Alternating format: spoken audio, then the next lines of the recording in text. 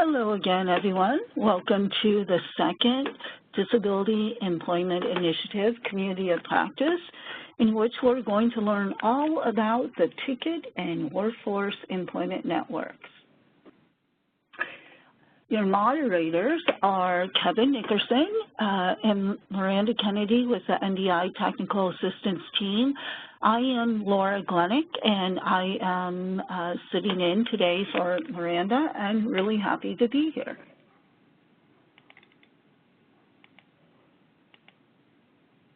So I'm going to, before I turn it over to Kevin to introduce the topic and today's ambassador, I'm just going to make sure, for those of you who may not have joined us in September, give you a quick review of the community of practice.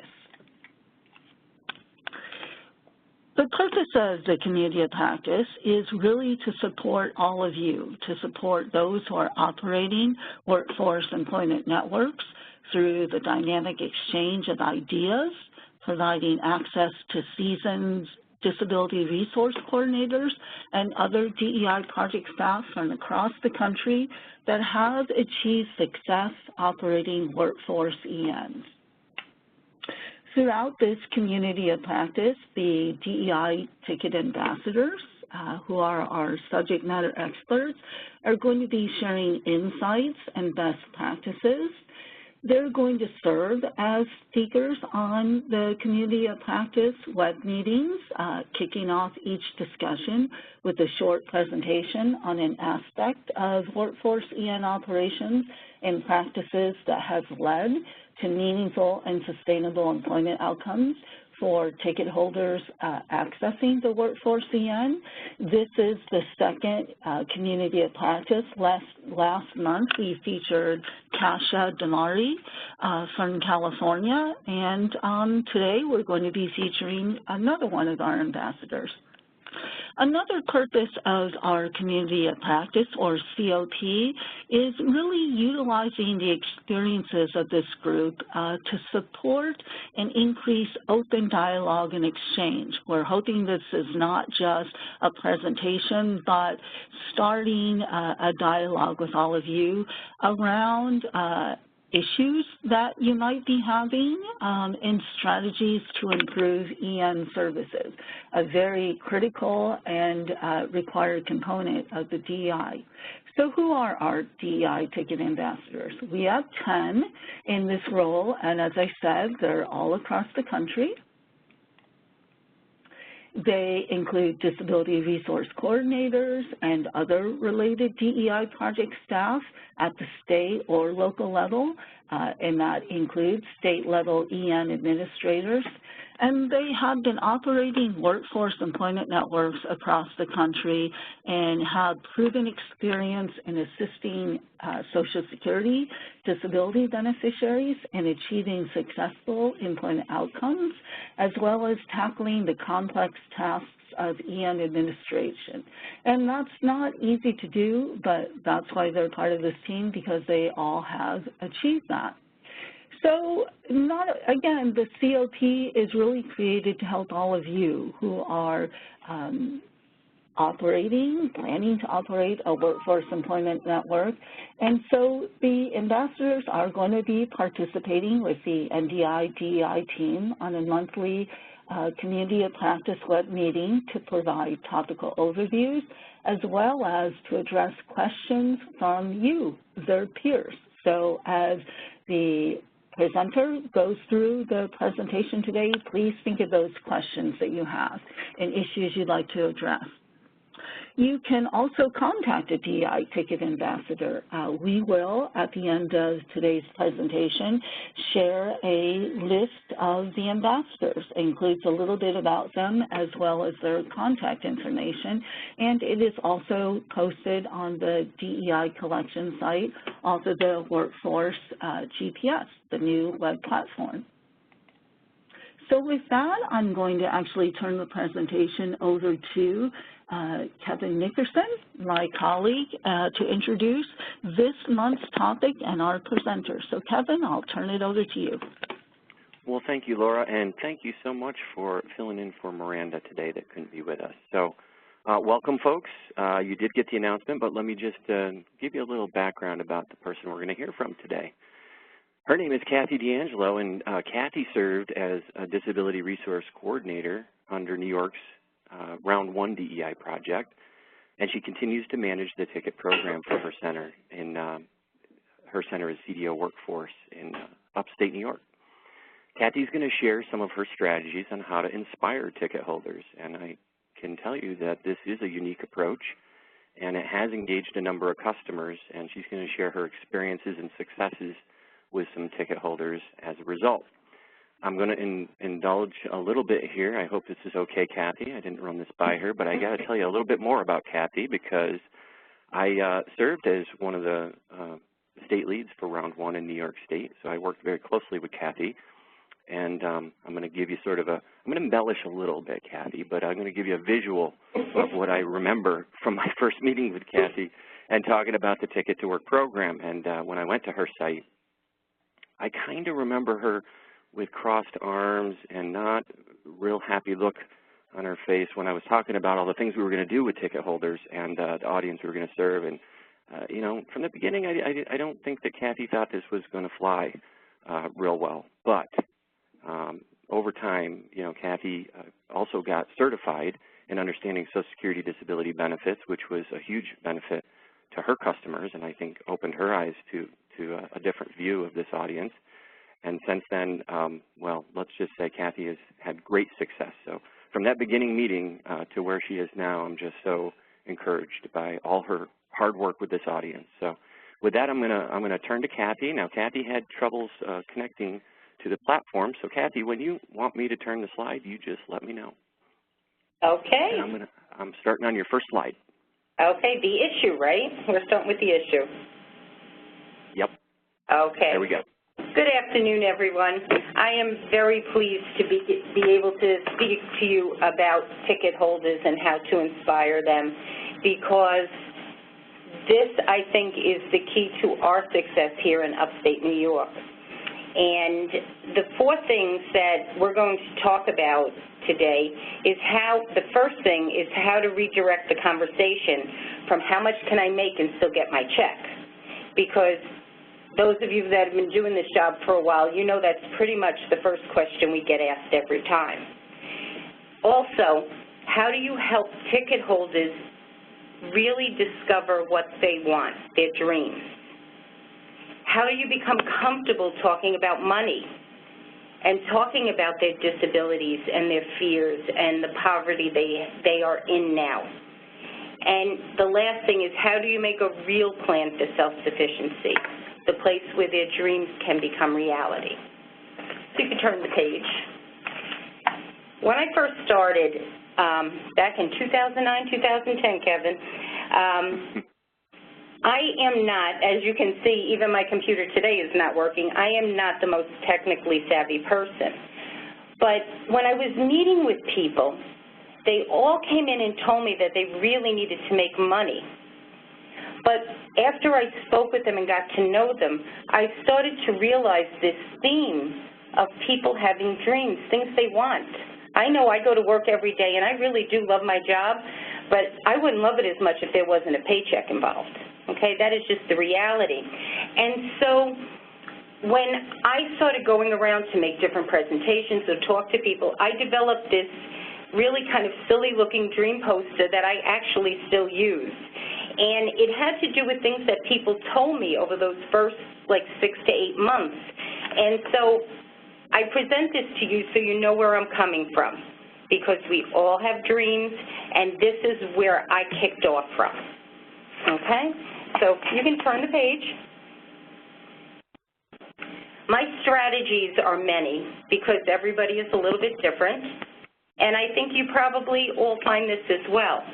But the one thing, the number one thing that I do is really resist the urge to start explaining Ticket to Work in detail to people when I first meet them. Beneficiaries, when they come in, are often very afraid to go back to work. I think we all know that. And when you start talking about the details of IRWs and trial work months and those kind of things, I've watched the glaze come over their eyes. and they really stop hearing you. Okay? I always, when they're at my desk, I always try to go beyond their reasoning for being there, because 99% of the time, they all need more money. But you have to really use some active listening and engage them to find out what it is they really want. It is uncomfortable sometimes for people to listen about the accident or the disease the person has, but very often they want to tell you that story.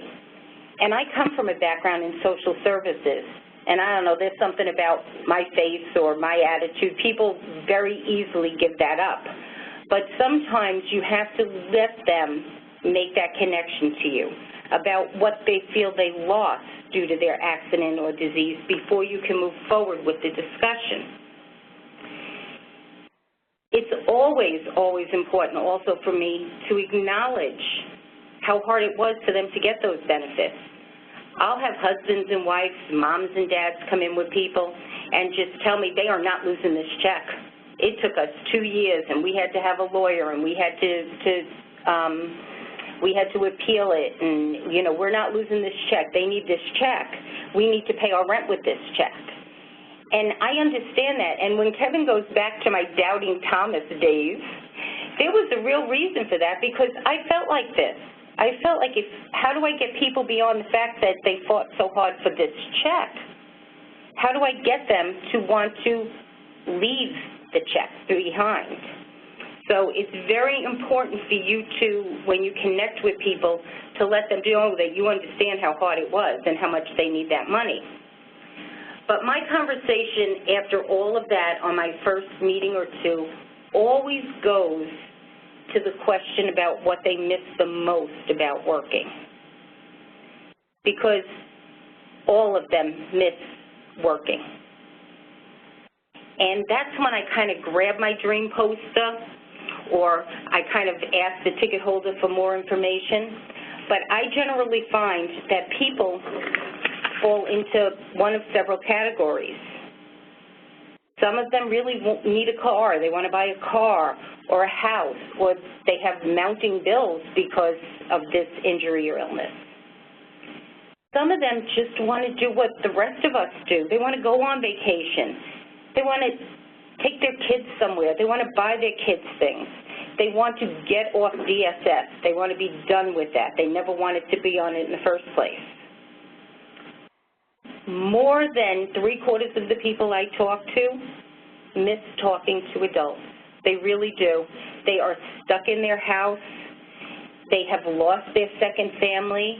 For many of us, I know here, the people I work with are a second family to me. And so when you lose that connection, it is a real loss to not only the people, it's a loss to our society. And that is the overwhelming answer I get, is that they miss people. Some people miss even having money to do their hobbies. Most of them feel like they're wasting their brain or their talents or their life. And once you get to understand what the person is, it is so much easier to help lead them to the next steps. You can turn, Kevin. The first thing that I have to say is I think it's important to develop a real individual work plan with that person's goal in mind. And I know that that is the definition of an individual work plan, but sometimes we kind of go through the motions because you're trying to get your paperwork done and whatever, but it's really important to listen to somebody and see what steps they need.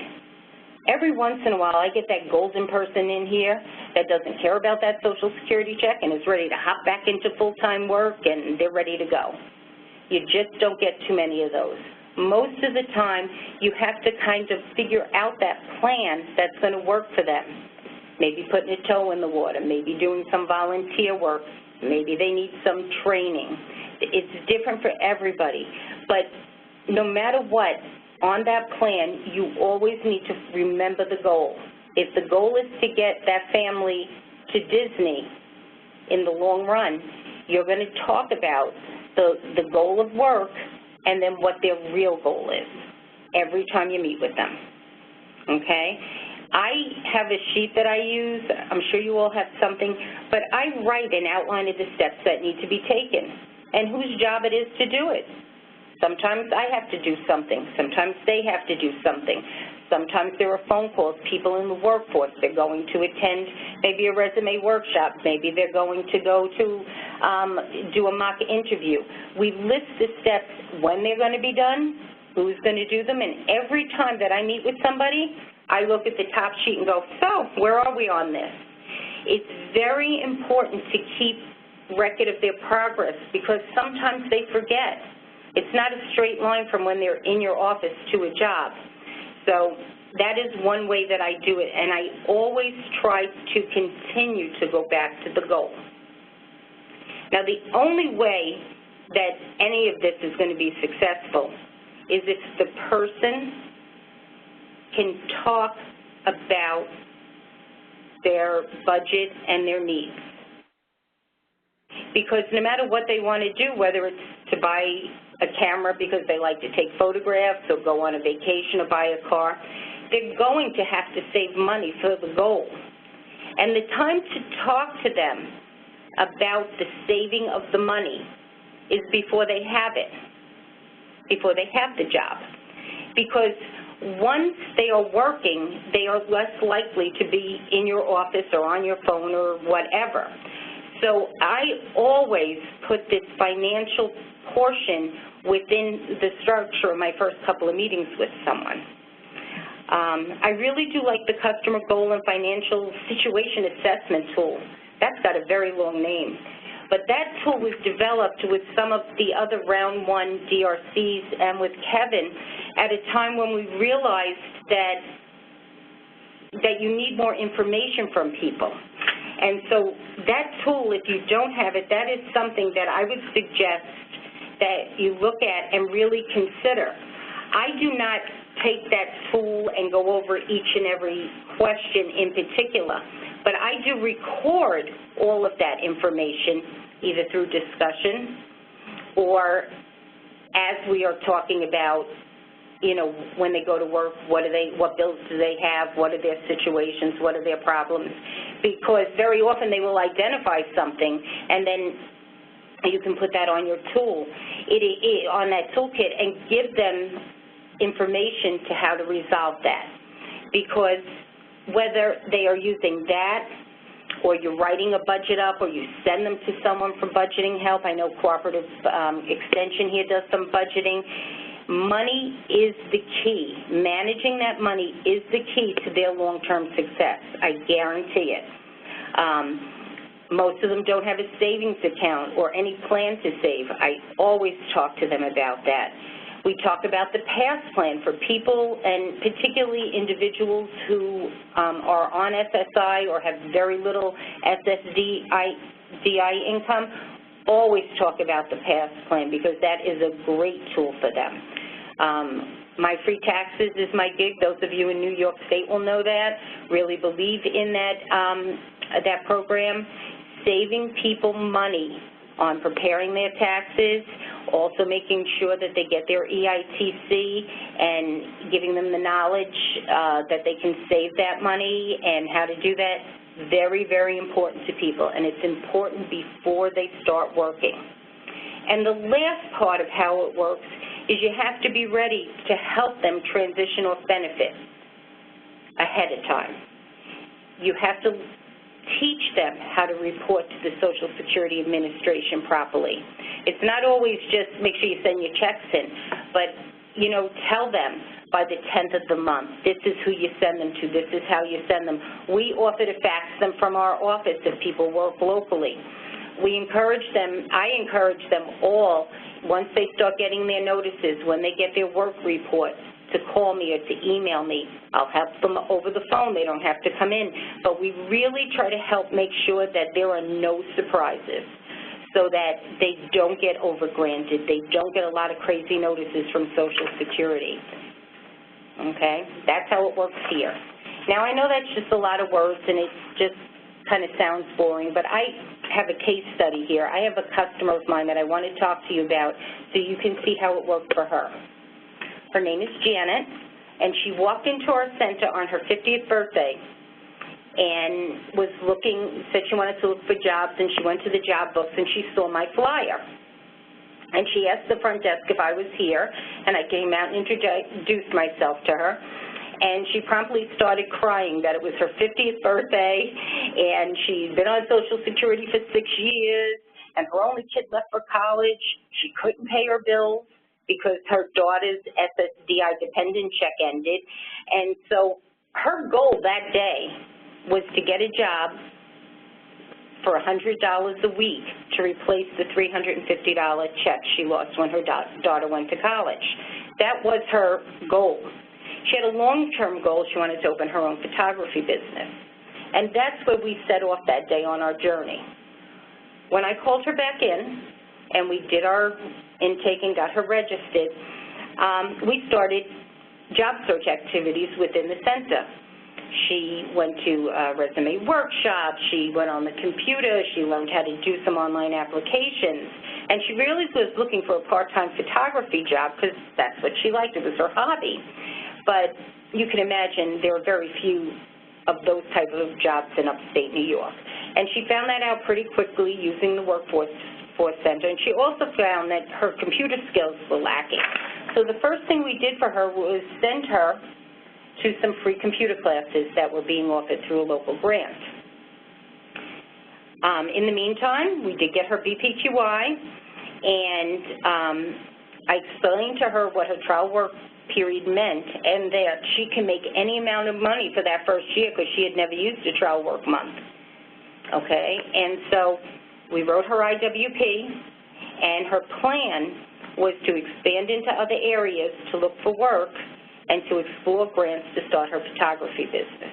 So it wasn't a complicated plan, but it was a different plan than she had when she came in. And since she knew that she wouldn't lose her check immediately, she was willing to look for full-time work.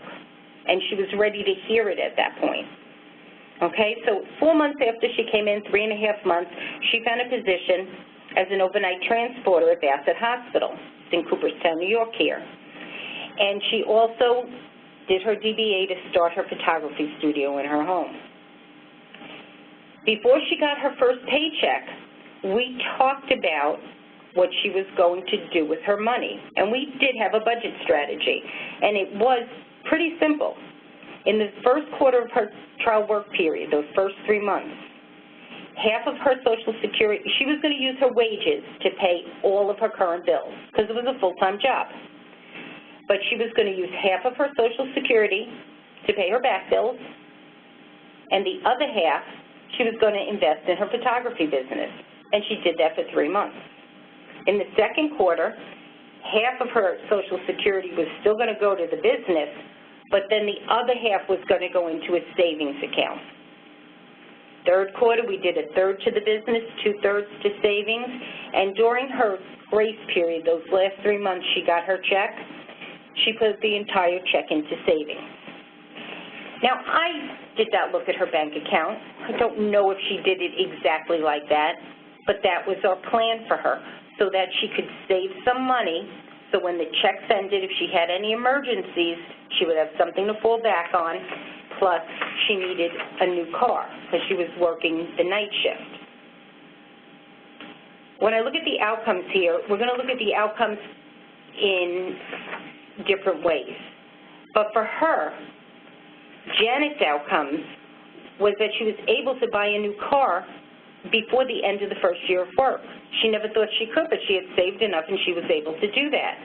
She did set up a studio in her own home, and she had started taking some senior portraits and those kind of things. She set up a website, or she set up a Facebook page, and she did invest money. She bought some new cameras, she bought some props, she bought a green screen.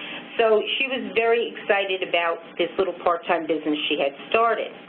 Within the first year, she received a promotion, and she was actually able to afford some online photography courses that year, and she was able to increase her skills. Last spring, Janet and her husband bought their first home under the first-time home buyers program. She's a homeowner.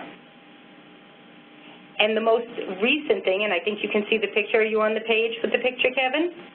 The Feathers book? Yes, we see it. Okay. Janet has written a book, and it is getting published hopefully by the end of the year. And you can see a copy of the jacket, the book jacket, and that is a picture of Janet Coons. She lives here in Worcester, New York, and her book is called Feathers, and it is filled with pictures that she has taken over the last 4 years since she started this. And she's hoping to do a series of children's books with her photos. I can't tell you how different of a woman she is now than when the woman that came in crying less than 5 years ago. And Janet has been healthier. She certainly more outgoing, and she really loves her life now. For her, when we look at individual outcomes, as a job seeker with a disability, she's back in the workforce, she feels productive, she's using her talents, and she really is inspiring others. She inspires people at the hospital she works at because she can understand how they feel helpless when she is transporting them around. And she tells them that there's hope, and it is just a wonderful situation for her. When she went back to work, there were no surprises. She kept her job, and she is certainly a more fiscally sound worker now. She knew when her Social Security checks were ending, and she got no overgrants. She transitioned from relying on monthly benefits, plus she had food stamps and she probably had HEAP at the time, and now she is a self-confident, independent person. She doesn't have any of those systems that she is tied to anymore.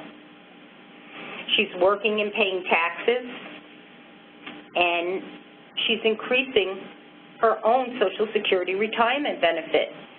Because as you know, if she continued to stay on Social Security and just work and not work at all, she would retire on that same low benefit. Okay? And number 5, her dreams move from hope to reality. You can flip the page. Now, as far as the system and workforce goes and WIOA, we also got very good outcomes here in Otsego County. We have an individual with a disability who's paying taxes. She's contributing to the cost of her Medicare and Medicaid benefits. The employer is getting a talented, hardworking person. And most people who are disabled and get a chance to go back to work, really, I just know they are just so grateful and so hardworking and really get happy to be back in the workforce. And very often businesses are entitled to tax incentives as well for hiring people who are on Social Security, people who were maybe on some kind of public assistance, so it's good for the employers as well. Job retention equals outcome payments for our employment network. Probably we will realize by the time the payments all cycle through about $20,000 to CDO Workforce Employment Network here to our agency because Janet's worked and met all her goals. Milestone and outcome payments are what pay my salary. We generate enough revenue through the New York State Employment System, NIS, to pay for my salary. I am no longer under a grant. My customers' success are my success. And we still have enough money that's coming in that I am able to tap that same pool of money to help future beneficiaries get back to work. So when WIOA funds are scarce, or I need something really quick to get someone to go back to work, I am able to tap into those monies. And lastly, we got positive WIOA performance measures because she hadn't worked in 6 years. And so she has worked every quarter starting with a 0, and she has increased her salary over these years, and she is a wonderful success story. So there you go, Kevin. Okay, Kathy. Well, let me just start by saying I don't know about the folks that are out listening today, but that gave me goosebumps, Kathy. That was amazing. She's amazing. It is a great story. I have others, too. I know you know, because the longer you do this and you connect with people, they come back and tell you. Well, for me, Kathy, it's kind of a double win here. You gave a great story about somebody who came in who had no sense probably that she was going to walk out with the kind of direction she got from you. So that's pretty amazing. And you really are the other success, Kathy. I have to say that when I look to our project from round 1, and I still see people like Kathy in play providing this kind of service to folks and changing lives. That's pretty amazing. So let me just explain how we're going to take the next part of this call. I'm not going to answer or address questions much here. I really want to facilitate a dialogue with folks that are here to learn from your peers. I know that we have other ticket ambassadors on the line today, and of course Kathy. So what I'd like you to do now is there's a chat function and or a Q&A function on the right of your screen there, and I'd like you to put in questions and or if you want to raise your hand, you can do that. I'll demonstrate here. You can see my name at the top. I got my hand raised, and I know Miranda always says we got to take that down so our arm doesn't get tired. So you just click it again to drop it. So you can either just raise your hand and we'll unmute your line, and we'd love to hear your voice. That'd be even better. Or you can enter a question in chat, and I'll make sure Kathy knows what that question is. You can direct it to Kathy, or and other ambassadors can jump in. So I want to just take a minute to let you think about what questions you might have. I'm sure you must. I mean, that was a pretty compelling story and process that Kathy just went through. And frankly, I thought there was a lot of insights there that I'm taking something away from today, Kathy. So, so if folks could kind of, okay, I see a question here from Kasia. I'm going to figure out with Laura's help, because she's the smart one about the web platform, how to get you unmuted here.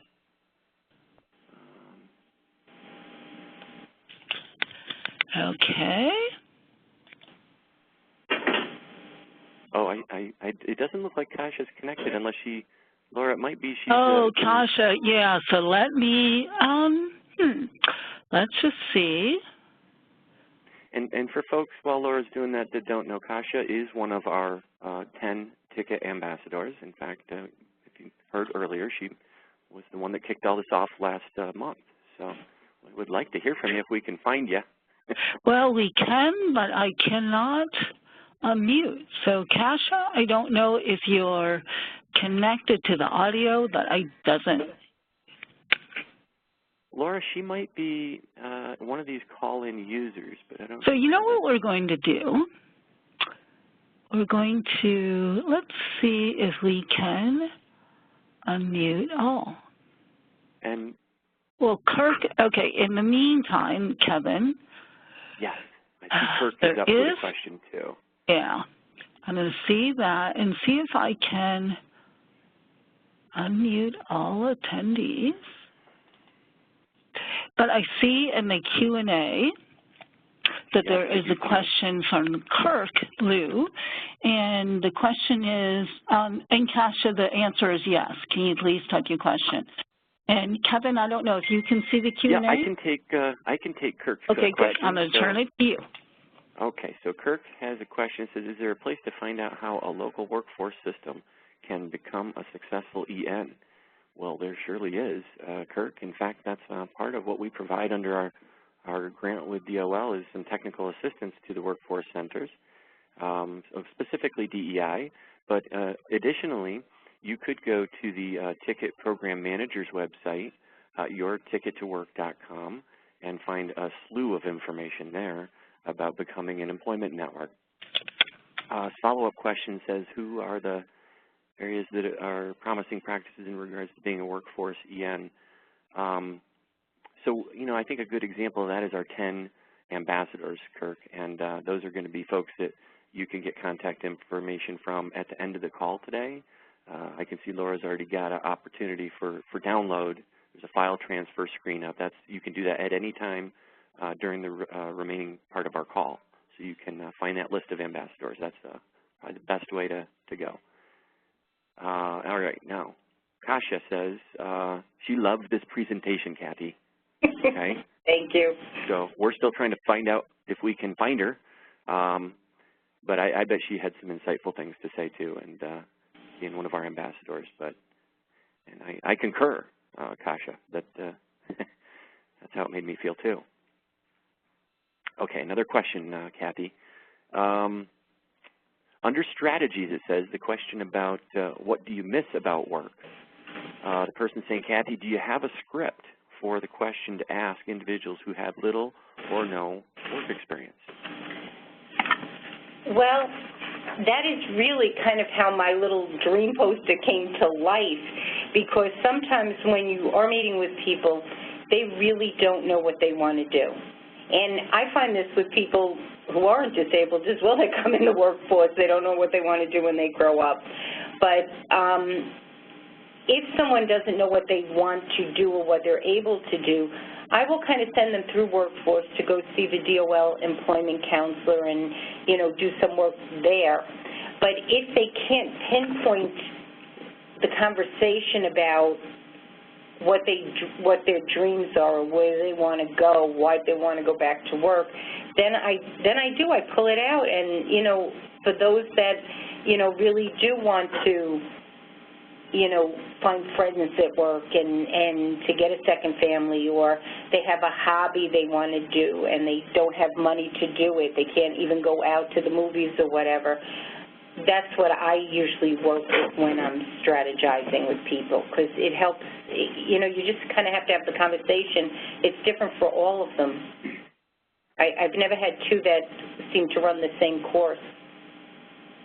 Does that help? I can't hear the person, so I don't know. I'm waiting for a response, Kathy, because it's in the chat. But, I mean, yes is the answer. Yes, thank you.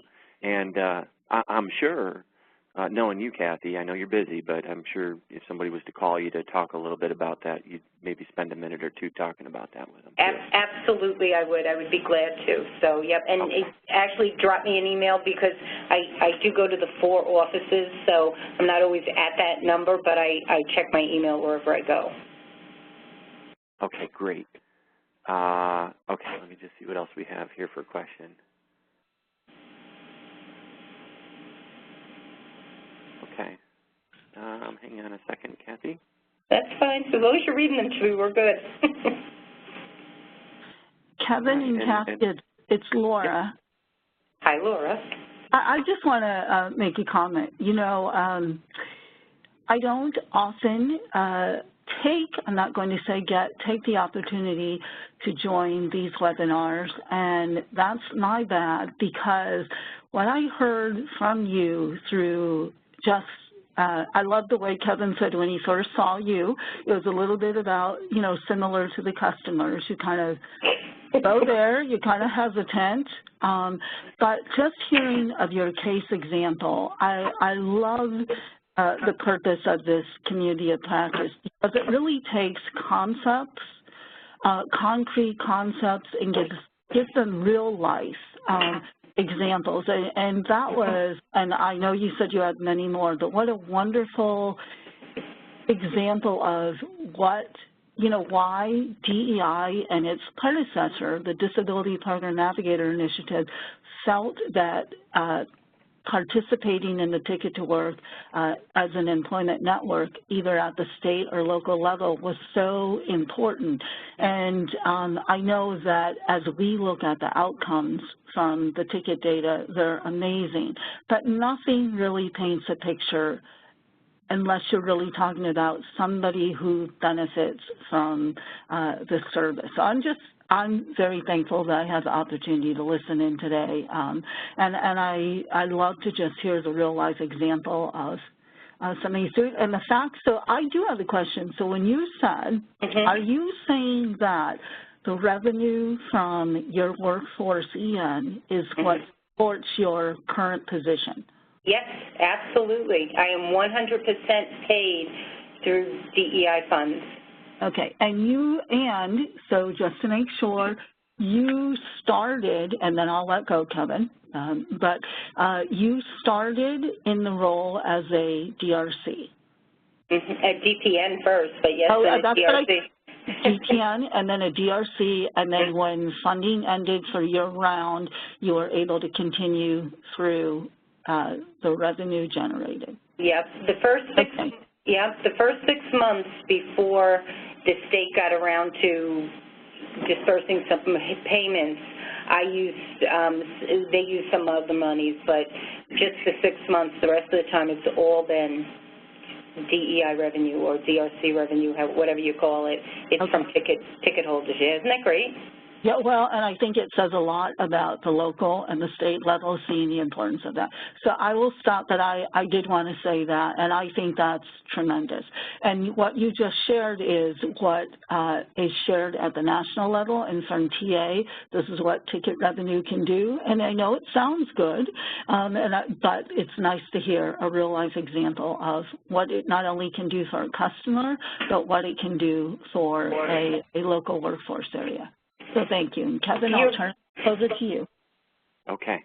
Well, I'll tell you, Laura, I appreciate you injecting that because that is a pretty big part of the story that we're really not highlighting at the moment because, I'm just still so focused on the customer, which is awesome. But, Kathy, it's people like you that are doing what you're doing that allow me to say to other centers that consider the ticket program because they're hesitant, You remember those days?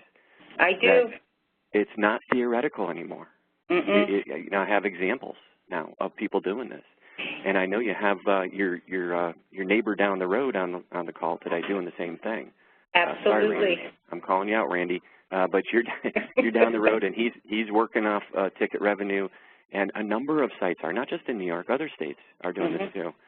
So that's pretty exciting to me to see that. It is, and the one thing I didn't say while Laura was talking, I thought about it, but my resistance, because I could not see how financially it would work and how I could convince people that this was the way to go, there was also a resistance in the center.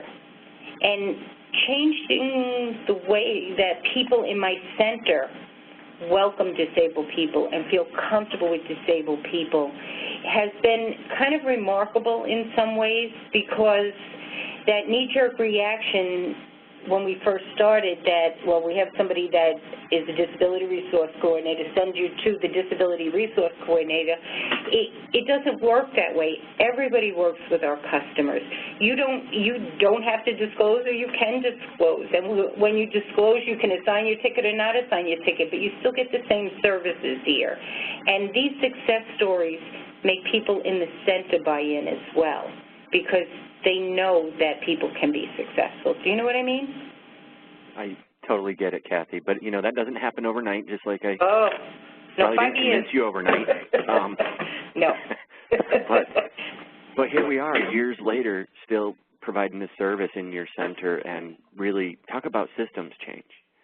Systems change starts with one person, I think, and that's our DRCs in some cases, just like what Kathy unfolded there. And, of course, then we can't do this work alone, but that one person can kind of be contagious, and I think that's what I've seen in the centers that are really having great success, like Kathy's. I do want to come to another question we had. This one's pretty straightforward, although I'm not sure I know the answer, but I'm going to try it here. I might need Laura's help. Kasha says, where can we find the customer goal and financial situation assessment tool? I think, Kasha, that we have that posted to the Workforce GPS site, but I am going to... And I'm looking as you're looking. Okay. And if we do not, Kasha, it certainly is something that you could contact me directly for, and anybody else that wants that. If it isn't there, we could probably make that happen. If you want to contact me, you could certainly get that. That was something that we developed in a collaboration with the CFPB under our round one. Actually, Kathy was part of that team that met to talk about, this, because we started with their big toolkit, and it was just a little too much, I thought, for what we were trying to accomplish. We pared it down to a reasonable tool that really just started the conversation. It didn't solve all, everybody's financial circumstances or set out all their goals, but it got the conversation started. And a lot of our DRCs use it effectively, and Kathy certainly, you can see, has financial goals interwoven into what she does. Kevin, just for all of you in the Q&A, I just entered the link. And that is the link where you can find both the print version and the web version on the Workforce GPS DEI collection site. Excellent. Thank you, Laura.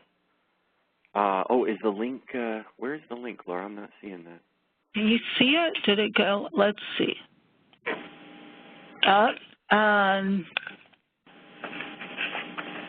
Okay, does everybody see it? You may not, so I'm going to actually put it in the chat box. There we go. Yeah, let me try this and see if you can.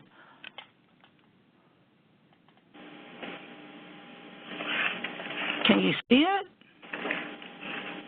No, I don't know if it's me or can somebody else throw something in the chat to us if you see that tool, please? And if you don't know how to Miranda use the chat. Kennedy, do people see the link to that? Okay, they can see it. Okay. Okay, good. Yep. Okay. Why I can't, I don't know. Thank you, Wendy. Hey, look, another ambassador on the call. I think that's great. Okay, I do have some folks with questions that I have no idea how to unmute. I'm going to try. Hang on. Laura, again, it looks like they're not connected or they're in that pile of callers. Well, I might have been able to unmute Wendy. Wendy, can you hear us? Can you? I can. Okay, great. All right, you're up.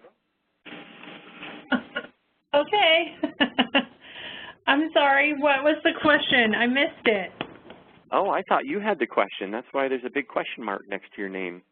Oh, no, I don't have a question. I was looking at the tool and just said I can see the tool. Okay, great. All right, Wendy, we're going to let you off the hook then. Sorry about that. No, but I did want to say I think that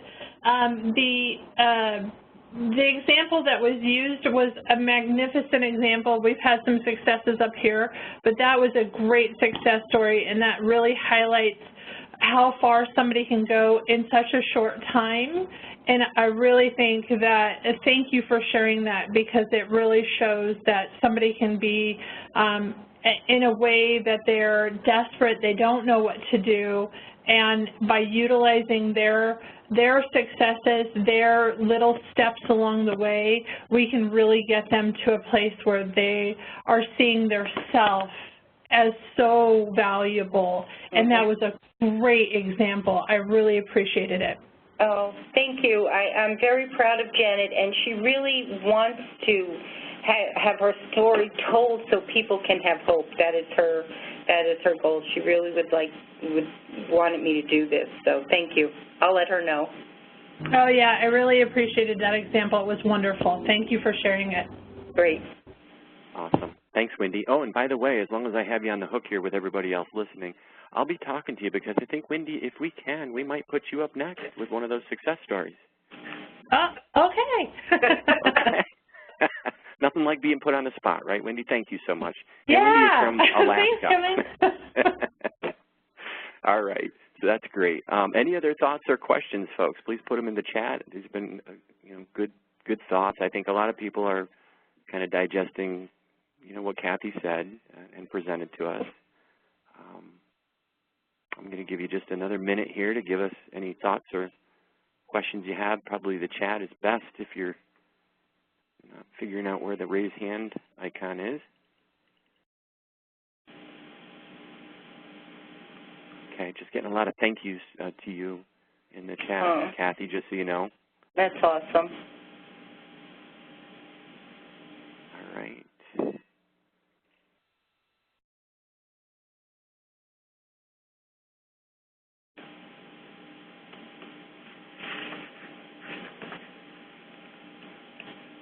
All right, I don't think I'm seeing any more, Kathy, questions for you. That's good.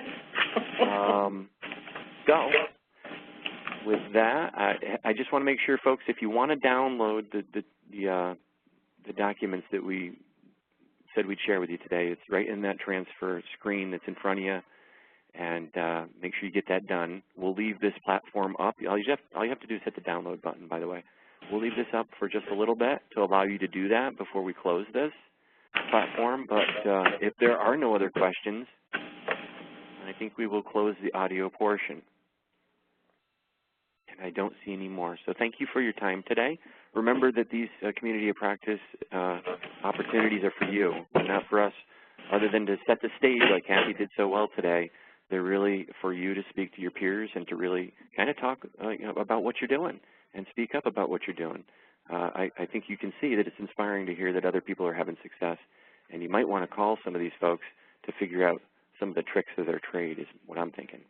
And with that, I appreciate your time with us today. And again, we'll leave this, wait a minute. I don't think, Elizabeth, if you have a question, I saw your name pop up. And a few folks, just put your question in the chat if you have a question. You may not, though. I'm going to say you don't. So with that, I'm going to shut down the audio portion, but we'll leave the platform up just long enough for folks to download these materials, because I can see that some people have not, just in case you want them. We will be providing you information about what the next community of practice will focus on. We hadn't gotten that arranged just yet, but we'll probably have that at least one more meeting before the end of the year, maybe two, and you'll be getting information through the listserv about that. And with that, I thank you for your time today. Have a great day.